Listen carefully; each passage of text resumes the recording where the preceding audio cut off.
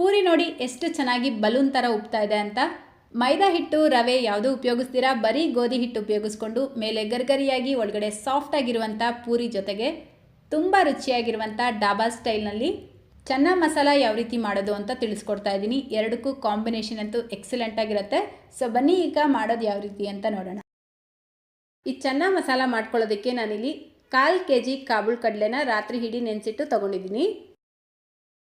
ಈಗ ಈ ಕಾಬೂಲ್ ಕಡಲೆನ ಒಂದು ಪ್ರೆಷರ್ ಕುಕ್ಕರ್ಗೆ ಸೇರಿಸ್ಕೊಂಡು ರುಚಿಗೆ ತಕ್ಕಷ್ಟು ಉಪ್ಪು, ಈ ಕಾಳು ಮುಳುಗೋ ಅಷ್ಟು ನೀರು ಸೇರಿಸ್ಕೊಂಡು, ಅಂದರೆ 2 ಕಪ್ ನೀರು ಸೇರಿಸ್ಬಿಟ್ಟು ಲಿಡ್ನ ಕ್ಲೋಸ್ ಮಾಡಿ ಮೀಡಿಯಂ ಫ್ಲೇಮಲ್ಲೇ 3 ವಿಷಲ್ ಕೂಗಿಸ್ಕೊಳ್ಬೇಕು. ನೋಡಿ ಕರೆಕ್ಟಾಗಿ 3 ವಿಷಲ್ ಕೂಗಿಸ್ಕೊಂಡು ಕುಕ್ಕರ್ ಪೂರ್ತಿಯಾಗಿ ಪ್ರೆಷರ್ ರಿಲೀಸ್ ಆದಮೇಲೆ ಲಿಡ್ ಓಪನ್ ಮಾಡ್ಕೊಳ್ಳಿ. ನೋಡಿ ಒಂದು ಕಾಬೂಲ್ ಕಡಲೆನ ತಗೊಂಡು ಕೈಯಲ್ಲಿ ಪ್ರೆಸ್ ಮಾಡಿದ್ರೆ ಈ ರೀತಿ ಸಾಫ್ಟ್ ಆಗಿರಬೇಕು, ಅಂದರೆ ಇದು ನುಣ್ಣಗೆ ಬೆಂದಿರಬೇಕು. ನೀವು ಯಾವುದೇ ರೀತಿ ಕಾಳುಗಳನ್ನು ಈ ರೀತಿ ನುಣ್ಣಗೆ ಬೇಯಿಸಿ ತಿನ್ನೋದ್ರಿಂದ ನಿಮಗೆ ಗ್ಯಾಸ್ಟ್ರಿಕ್ ಸಮಸ್ಯೆ ಅನ್ನೋದು ಆಗೋದಿಲ್ಲ. ಈಗ ಇದನ್ನು ಸೈಡಿಗೆ ತೆಗೆದಿಟ್ಕೊಂಡು ಒಂದು ಮಸಾಲೆ ಪೌಡರ್ ರೆಡಿ ಮಾಡ್ಕೊಳ್ಳೋಣ. ಮಸಾಲೆ ಪೌಡರ್ ಮಾಡ್ಕೊಳ್ಳೋದಕ್ಕೆ ಒಂದು ಬ್ಲೆಂಡರ್ ಜಾರ್ ತಗೊಂಡು 1 ಟೇಬಲ್ ಸ್ಪೂನ್ ಕಾಳು ಮೆಣಸು, 1 ಟೇಬಲ್ ಸ್ಪೂನ್ ಜೀರಿಗೆ, 1 ಟೇಬಲ್ ಸ್ಪೂನ್ ಧನಿಯಾ ಕಾಳು, 1 ಸ್ಟಾರ್ ಅನೀಸ್, 1 ಕಪ್ಪು ಏಲಕ್ಕಿ, 4 ರಿಂದ 5 ಲವಂಗ, 1 ಪೀಸ್ ಚಕ್ಕೆನ ಸೇರಿಸ್ಬಿಟ್ಟು ಇದನ್ನು ನುಣ್ಣಗೆ ಪೌಡರ್ ಮಾಡ್ಕೊಳ್ಬೇಕು. ನಾನಿಲ್ಲಿ 1/4 kg ಕಾಬೂಲ್ ಕಡಲೆಗೆ ಬೇಕಾಗಿರುವಷ್ಟು ಮಸಾಲೆ ಪೌಡರ್ನ ರೆಡಿ ಮಾಡ್ಕೊಳ್ತಾ ಇರೋದು. ನೀವು ಕಡಿಮೆ ಮಾಡ್ತೀರಾ ಅಂದರೆ ಎಲ್ಲ ಪದಾರ್ಥಗಳನ್ನು ಕಡಿಮೆ ಸೇರಿಸ್ಕೊಳ್ಳಿ. ಅಷ್ಟೇ ನೋಡಿ, ಈಗ ಮಸಾಲೆ ಪೌಡರ್ ರೆಡಿ ಆಯಿತು. ನೆಕ್ಸ್ಟ್ ಈಗ ಗ್ಯಾಸ್ ಸ್ಟವ್ ಮೇಲೆ ಒಂದು ಕಡಾಯಿ ಇಟ್ಕೊಂಡು 6 ಟೇಬಲ್ ಸ್ಪೂನ್ ಎಣ್ಣೆ ಸೇರಿಸ್ಕೊಳ್ಳಿ. ಎಣ್ಣೆ ಬಿಸಿಯಾಗಿದ್ದ ತಕ್ಷಣ ಇದಕ್ಕೆ ಮೀಡಿಯಂ ಸೈಜ್ದು 2 ಈರುಳ್ಳಿನ ಈ ರೀತಿ ಸಣ್ಣ ಸಣ್ಣದಾಗಿ ಕಟ್ ಮಾಡಿ ಸೇರಿಸ್ಬಿಟ್ಟು ಫ್ರೈ ಮಾಡ್ಕೊಳ್ಬೇಕು. ನೋಡಿ ಈರುಳ್ಳಿ ಬಣ್ಣ ಈ ರೀತಿ ಲೈಟಾಗಿ ಚೇಂಜ್ ಆಗ್ತಾ ಇದ್ದಂಗೆ ಇದಕ್ಕೆ 1 ಟೇಬಲ್ ಸ್ಪೂನ್ ಶುಂಠಿ ಬೆಳ್ಳುಳ್ಳಿ ಪೇಸ್ಟ್ ಹಾಕ್ಬಿಟ್ಟು ಫ್ರೈ ಮಾಡ್ಕೊಳ್ಳಿ. ಶುಂಠಿ ಬೆಳ್ಳುಳ್ಳಿಯಲ್ಲಿ ಇರುವಂಥ ರಾ ಸ್ಮೆಲ್ ಕಂಪ್ಲೀಟಾಗಿ ಹೋಗಬೇಕು, ಅಲ್ಲಿವರೆಗೂ ಇದನ್ನು ಚೆನ್ನಾಗಿ ಫ್ರೈ ಮಾಡಿಬಿಟ್ಟು ಗ್ಯಾಸ್ ಫ್ಲೇಮ್ನ ಕಡಿಮೆ ಮಾಡ್ಕೊಳ್ಳಿ. ಈಗ 1 ಟೀ ಸ್ಪೂನ್ ಅಚ್ಕಾರದ ಪುಡಿ, 1/4 ಟೀ ಸ್ಪೂನ್ ಅರಿಶಿನ, ರುಚಿಗೆ ತಕ್ಕಷ್ಟು ಉಪ್ಪು, ಸ್ವಲ್ಪ ನೀರು, ನಾವು ಮೊದಲೇ ಪೌಡರ್ ಮಾಡಿ ತೆಗೆದಿಟ್ಕೊಂಡಿರುವಂಥ ಮಸಾಲೆ ಪೌಡರ್ ಪೂರ್ತಿಯಾಗಿ ಸೇರಿಸ್ಬಿಟ್ಟು ಮಿಕ್ಸ್ ಮಾಡ್ಕೊಳ್ಳಿ. ನೋಡಿ ಕಾಬೂಲ್ ಕಡಲೆ ಬೇಯಿಸಿಟ್ಕೊಂಡಿದ್ವಿ ಅಲ್ವಾ, ಇದು ಸ್ವಲ್ಪ ತಣ್ಣಗಾಗಿರುತ್ತೆ. ಇದರಲ್ಲಿ 1-2 ಸೌಟಷ್ಟು ಮಾತ್ರ ಕಾಬೂಲ್ ಕಡಲೆನ ತೊಗೊಂಡು ಒಂದು ಬ್ಲೆಂಡರ್ ಜಾರ್ಗೆ ಸೇರಿಸಿ ನುಣ್ಣಗೆ ಪೇಸ್ಟ್ ಮಾಡಿ ಸೈಡಿಗೆ ತೆಗೆದಿಟ್ಕೊಳ್ಳಿ. ನೋಡಿ ಮಸಾಲೆ ಎಲ್ಲ ಚೆನ್ನಾಗಿ ಮಿಕ್ಸ್ ಮಾಡಿಕೊಂಡು ಈಗ ಇದಕ್ಕೆ ಬೇಯಿಸಿಟ್ಕೊಂಡಿರುವಂಥ ಕಡಲೆಕಾಳನ್ನ ಸೇರಿಸ್ಕೊಳ್ಳಿ. ನೀರಿನ ಸಮೇತ ಸೇರಿಸಬೇಕು. ಇದರ ಜೊತೆಗೇ ರುಬ್ಬಿಟ್ಕೊಂಡಿರುವಂಥ ಕಡಲೆಕಾಳಿನ ಪೇಸ್ಟು ಸೇರಿಸ್ಬಿಟ್ಟು ಮಿಕ್ಸ್ ಮಾಡ್ಕೊಳ್ಳಿ. ಇದೆಲ್ಲ ಚೆನ್ನಾಗಿ ಮಿಕ್ಸ್ ಆದಮೇಲೆ ಒಂದು ಸಲ ಉಪ್ಪು ಖಾರನ ಚೆಕ್ ಮಾಡಿಬಿಟ್ಟು ಲಿಡ್ನ ಕ್ಲೋಸ್ ಮಾಡಿ ಲೋ ಫ್ಲೇಮ್ನಲ್ಲೇ 15 ನಿಮಿಷ ಇದನ್ನು ಕುದಿಯೋದಕ್ಕೆ ಬಿಡಬೇಕು. ಅವಾಗವಾಗ ಲಿಡ್ ಓಪನ್ ಮಾಡಿ ಮಿಕ್ಸ್ ಮಾಡ್ಕೊಳ್ತಾ ಕುದಿಸ್ಕೊಳ್ಳಿ. ನೋಡಿ ಕರೆಕ್ಟಾಗಿ 15 ನಿಮಿಷಕ್ಕೆ ಎಣ್ಣೆ ಯಾವ ರೀತಿ ಸಪ್ರೇಟ್ ಆಗಿದೆ ಅಂತ. ಈ ರೀತಿ ಗ್ರೇವಿಯಿಂದ ಎಣ್ಣೆ ಸಪ್ರೇಟ್ ಆಗಿರಬೇಕು. ಗ್ರೇವಿ ಕೂಡ ಅಷ್ಟೇ ಸ್ವಲ್ಪ ಗಟ್ಟಿಯಾಗಿರುತ್ತೆ.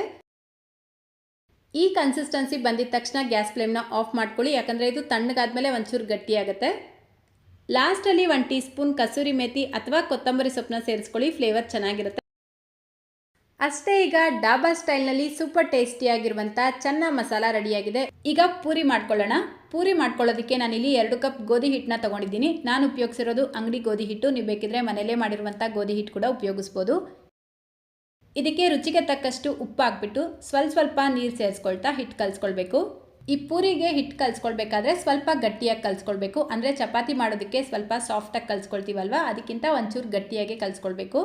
ಈ ರೀತಿ ಒಂಚೂರೇ ನೀರು ಹಾಕ್ಬಿಟ್ಟು ಚೆನ್ನಾಗಿ ಮಿಕ್ಸ್ ಮಾಡ್ಕೊಳ್ಳಿ. ಈಗ ಮೇಲ್ಗಡೆ ಒಂದು ಅರ್ಧ ಟೀ ಸ್ಪೂನ್ ಎಣ್ಣೆ ಸೇರಿಸ್ಬಿಟ್ಟು ಜಸ್ಟ್ ಈ ರೀತಿ ಮಿಕ್ಸ್ ಮಾಡಿ ಒಂದು 15 ನಿಮಿಷ ನೆನೆಸಿಡಬೇಕು. ನೋಡಿ ಕರೆಕ್ಟಾಗಿ 10-15 ನಿಮಿಷಕ್ಕೆ ಇದು ಚೆನ್ನಾಗಿ ನೆಂದಿರುತ್ತೆ. ಈಗ ಮತ್ತೆ ಒಂದು ಸಲ ಇದನ್ನು ಮಿಕ್ಸ್ ಮಾಡಿಬಿಟ್ಟು ಒಂದು ಚಿಕ್ಕ ಬಾಲಷ್ಟು ಹಿಟ್ಟು ತಗೊಂಡು ಈ ರೀತಿ ರೋಲ್ ಮಾಡ್ಕೊಳ್ಳಿ.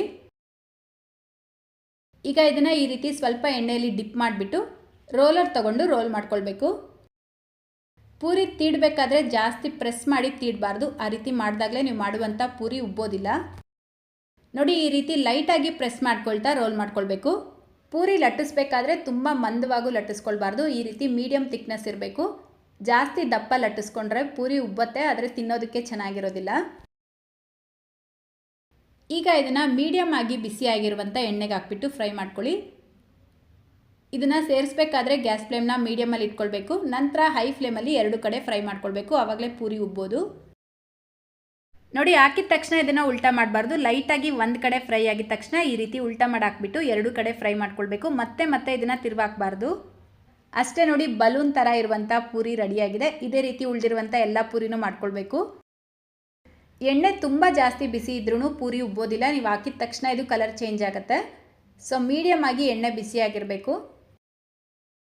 ಅಷ್ಟೇ, ಈಗ ರುಚಿಯಾಗಿರುವಂಥ ಪೂರಿ ಮತ್ತು ಚನ್ನ ಮಸಾಲ ರೆಡಿಯಾಗಿದೆ. ಸೊ ಇವತ್ತಿನ ಈ ಚನ್ನ ಮಸಾಲ ರೆಸಿಪಿ ನಿಮ್ಮೆಲ್ಲರಿಗೂ ಇಷ್ಟ ಆಗಿದೆ ಅಂತ ಅಂದ್ಕೊಳ್ತೀನಿ. ಇಷ್ಟ ಆಗಿದ್ರೆ ಪ್ಲೀಸ್ ಈ ವಿಡಿಯೋಗೊಂದು ಲೈಕ್ ಮಾಡಿ, ನಿಮ್ಮ ಫ್ರೆಂಡ್ಸ್ ಮತ್ತು ಫ್ಯಾಮಿಲಿಯವ್ರ ಜೊತೆಗೂ ಈ ವಿಡಿಯೋನ ಶೇರ್ ಮಾಡ್ಕೊಳ್ಳಿ. ನಮ್ಮ ಚಾನಲ್ನ ಇದೇ ಮೊದಲನೇ ಸಲ ನೋಡ್ತಾ ಇದ್ದರೆ ಸಬ್ಸ್ಕ್ರೈಬ್ ಮಾಡಿಕೊಂಡು ಬೆಲ್ಲೈಕನ್ನ ಕ್ಲಿಕ್ ಮಾಡಿ, ಆಲ್ ಅನ್ನೋ ಆಪ್ಷನ್ನ ಕ್ಲಿಕ್ ಮಾಡ್ಕೊಳ್ಳಿ. ಇದೇ ರೀತಿ ಮತ್ತೊಂದು ಟೇಸ್ಟಿಯಾಗಿರುವಂಥ ರೆಸಿಪಿಯೊಂದಿಗೆ ಸಿಗೋಣ. Thank you.